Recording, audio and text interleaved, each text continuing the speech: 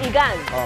signature dish ng mga Cebuano ang tampok sa Midnight Express ngayon. At ang tanong natin ito, ano ang putahing isda na niluto po sa suka at bawang na pangtang twister daw ang pangalan? Ang sagot sa Midnight Express ni Nicole Diaz.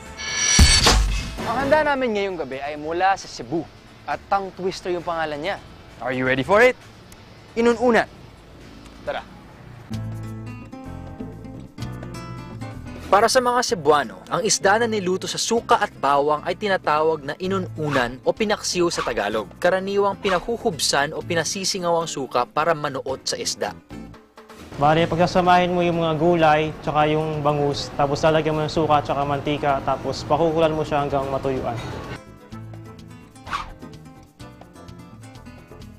Ang gusto ko dito, walang tinik dahil bangus belly. At yun pa yung pinakamalambot na bahagi ng bangus. Oh yes.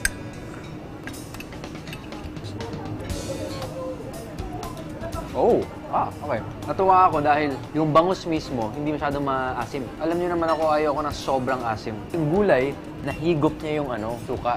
So paminsan-minsan, may parang pumuputok na lasa na maasim na maasim. Pero okay lang sa akin yun. Gusto ko yung pasulpot-sulpot lang.